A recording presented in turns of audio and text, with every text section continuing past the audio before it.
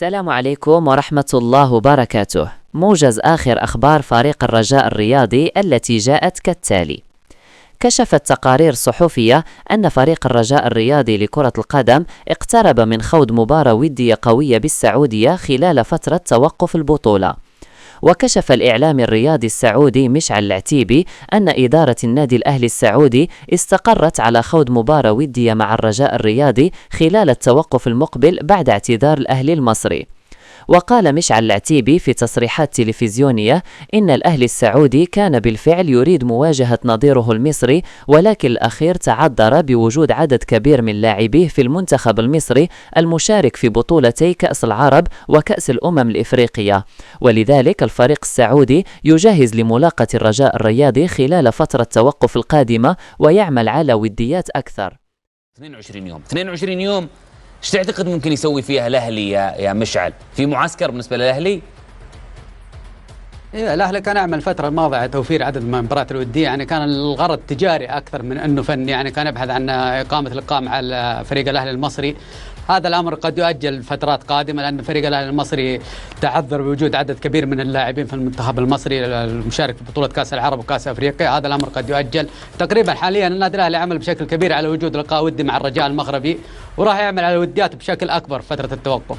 طيب والله فتره توقف طويله، تتكلم اكثر من 20 يوم، فتره توقف طويله على الانديه، قد تفيد بعض الانديه وقد لا تفيد البعض الاخر، خصوصا تواصل إدارة نادي الرجاء الرياضي سعيها لإنهاء ملف تجديد عقد الدولي المغربي يوسف بالعمري في أقرب الآجال، في خطوة تهدف إلى الحفاظ على أحد أبرز ركائز الفريق خلال الموسم الجاري.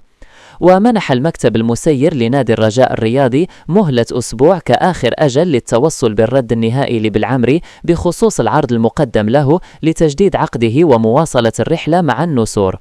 ويأمل المكتب المسير للرجاء في التوصل برد إيجابي من بالعمري لتجديد العقد وغلق الملف خلال فترة الانتقالات الشتوية القادمة في حال رفض اللاعب مقترح التمديد. وتفضل إدارة الرجاء الاستفادة ماديا من بيع بالعمري خلال الميركاتو الشتوي والبحث عن بديل الظهير الأيسر بداية من الشطر الثاني للموسم الحالي.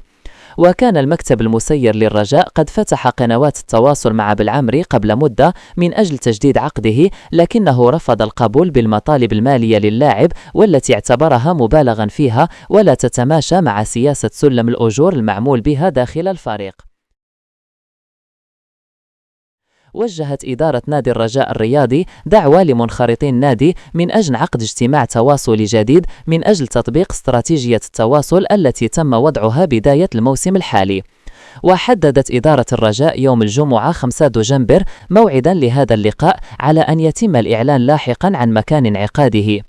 وسيخصص هذا الاجتماع التواصلي الثاني من نوعه لتقديم حصيلة عمل المكتب المديري خلال الشهرين الماضيين، إضافة إلى استعراض ملامح الرؤية المستقبلية للنادي خلال المرحلة المقبلة، مع فتح باب النقاش حول منهجية الاشتغال وتلقي مقترحات المنخرطين لضمان نجاعة أكبر لمسار العمل الإداري والرياضي. وتأمل إدارة الرجاء أن يشكل حضور المنخرطين عاملا لإنجاح هذا اللقاء وإغناء الرؤية المستقبلية تفعيلا للاستراتيجية الجديدة التي يتبناها النادي، والهادفة إلى تعزيز قنوات الحوار وتكريس مبدأ التشاركية في اتخاذ القرار داخل المؤسسة. لتشجيعنا على مواصلة العمل وخلق أفكار إبداعية، لا تنسوا الاشتراك بالقناة وتفعيل الجرس وترك تعليقاتكم على الفيديو لكي يصلكم الجديد أولا بأول.